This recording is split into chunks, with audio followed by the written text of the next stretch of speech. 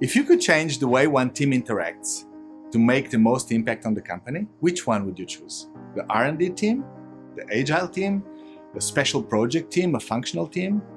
The executive team has the power to maximize or destroy the impact of any other team in the company, including itself.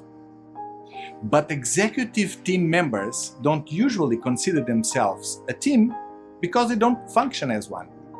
Executive teams tend to be the worst team in the company, exactly where you needed to have the best one. And my work is about changing that. CEOs think their teams are better than the teams themselves believe they are. So when you ask the CEO, how effective a team do you have? They say, oh, 4.5 in 1 to 5. Good. Then you ask the team members, how good a team are you? Come on, kidding me? At top, 2.8? 3 maybe? That's what research shows. So we tend to think, when we are in the management director, the CEO, the top leader position, we tend to think that we have a fantastic team, but the team knows otherwise. Why? Exactly because of the information management that we were talking about. There's some things you don't tell to the new boss, or to the old boss for that matter, because we know that this person doesn't want to listen to these things, and it's better not said, right? Don't kill the messenger. Don't be the messenger that gets killed. So this is reality. Return on assets, return on sales, return on equity, stock performance, market share, operating result, budget compliance, innovation performance, employee engagement, the list goes on and on. Research of the last 20 years, done with thousands of companies around the world, show that when you change the executive team dynamics, you impact exactly those KPIs of the company performance. But how many companies put their leadership team through a program to improve their dynamics? It all boils down to one sentence. Right now, leadership teams are leaving a lot of money on the table. A transformation of leadership needs to happen in order to claim that money back. I had a discussion a couple of years ago with the CEO, and he was pretty sure that everybody was aware of the strategic priorities of the company. And I asked him, but how do you know that everybody in the company is so aware of the strategic priorities of the company? And he said, easy. We communicate it in the beginning of the year in an annual meeting, and the slide deck is there for everybody to see. So what kind of question is that? And I said, can we make an experiment? We just take your management team. You rate the priorities in the right sequence, the hierarchy that you think that they should have. And we will assess how much the perception of the management team is overlapping with yours on the strategic priorities that everybody knows. He said, easy, piece of cake, let's do that. Challenge accepted. So we did it. And it was almost 30% overlapping. Meaning that almost 30% of the priorities in the sequence of the CEO were there, the same priority in the same sequence. After that 30%, the rest was like, some people were working on something completely different that he had no clue about. And some people just had the same priorities in complete reversed order. But there was no matching, right? And that was a very interesting discussion. And then I asked him, do you want to take this further to the rest of the organization? How do you think it's going to be down there? He said, we will pass that one. Let's just work with the management team and get this straight before getting to the rest of the organization. Inefficiency is even less acceptable in a crisis situation, because during a crisis you have less time and less resources to recover from bad decisions. During a crisis, you have to make better decisions faster. You are in zero tolerance zone. You have no margin for error. Now, working as a team at executive level allows you to design better strategy and achieve a better execution, which translates into better results for the company, especially in a crisis situation. 2020 was going to be a great year. Most of my clients actually forecasted 2020 as a growth year. And then we all had a surprise. And when something this big happens, there's basically two things that you can do. You can actually give in to fear and despair, or you can look fear in the eyes and you can say, I refuse to be led by fear. Fear is just another input for decision making. It's not a command for action. So instead of falling prey to fear, because we CEOs in this room, we have the responsibility for thousands of lives, we just cannot afford to be led by fear. You can do two things. One is to laugh. Laughing is good. Laugh is a natural antidote to fear because it brings the positive chemicals to the brain, stimulates the immune system, and fosters adaptive response. But laughing is not enough. We should also learn. We should let go of our expectations, should laugh about our illusions of control, laugh about our self-importance, and learn, focus on the present, learn from it to transform it. The most damaging myth for leadership development is to think that the good CEO has to know it all and do it all. This fixed mindset gets the CEO interfering with everything in the company, from executive level down to individual contributor level. Either because they think they know better, or because they have to hide the fact that they don't know better. We crave so much for heroes to save our day that leadership development face value is CEO individual personality. But real value is about executive teams coming together to transform a company and leave a legacy for the future. We have the wrong CEO job description. Know it all and do it all are not critical success factors. Quite the opposite.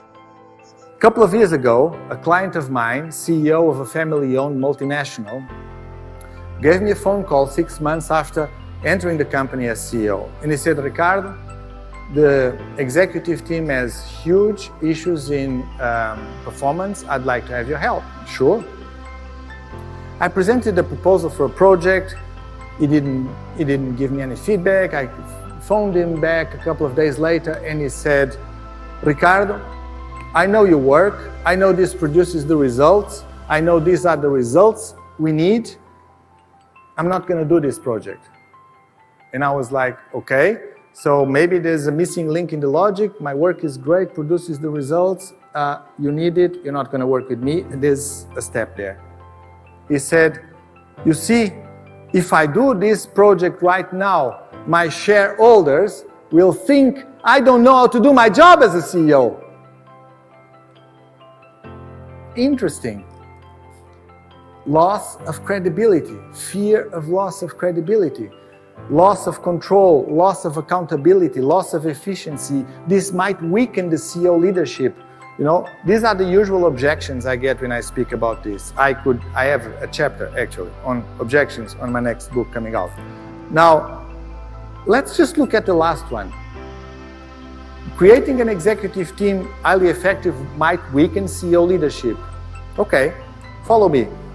So, how come that if you produce a highly executive team, effective executive team that gets more results to the company, weakens your position instead of reinforcing it? Because if you think this, then that just means that you fall for the leader must know it all and do it all. The knowledge is power mantra.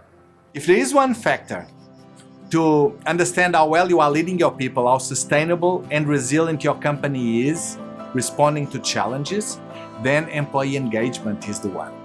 It determines how much your people believe in you, how much they buy into your strategy, how much they commit to its execution, how much they persist in the face of challenges, and how much passion they put into making the company successful. I love that sentence by Walt Disney where he says that you can dream, create, design, and build the most wonderful place in the world, but you need people to make the dream reality. You are in business. And unless you have a fully digital company run by artificial intelligence, operated by robots, and without the need of people, you have to engage people with your company to be successful. Solving these two problems of trust, which are fundamental for our business development, is a job for the executive team. No one else in the company can solve these problems. Now the problem is, how is the executive team going to solve these problems if we face a lack of trust in the executive team, among the executive team members? This is one of the reported situations in the literature, in management research, that has been happening. Psychological safety tends to be very low at executive team level. People are usually not completely open or candid about their opinions. There's fault lines, there's fragmentation, and there's different types of mistrust going on in executive teams. So, executive team needs to solve the trust issues inside the organization and inside the team before solving the business problems of trust with AI. You start with everything that an executive team can do to impact company performance, as proven by management research. You add 25 years of experience of coaching, training, consulting, and speaking experience. You shape it with organizational psychology and systemic therapy skills, and you test it in the market with real companies with real market challenges, and you end up with my methodology. The know-how that we developed in the areas of leadership, innovation, change management, and personal development is exactly what's needed in this new world of new skills, new jobs, and company transformation that AI will require in the market in general in the short term. Now, if we consider AI another tech project, we are going to fall in the same processes and mental assumptions and routines that will make it unsuccessful. I would like us to completely eradicate the notion that an AI project can be only sponsored by board member or C-level member. This is not going to work. The C-level, not sponsoring, but the C-level, the C-suite team leading this revolution. Because otherwise it's going to become a pet project of the CIO or the CTO, which is the usual problem. Please forget about this is an AI project and we have a sponsor. We are fine. Tick the box. We are not. The benefit of having someone who is a professional certified coach, a certified management consultant, and a certified speaking professional supporting your team is that I'm not bound by any way of working.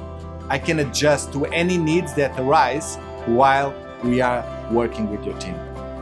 I'm an organizational psychologist who also is a research practitioner. I don't believe in buzzwords.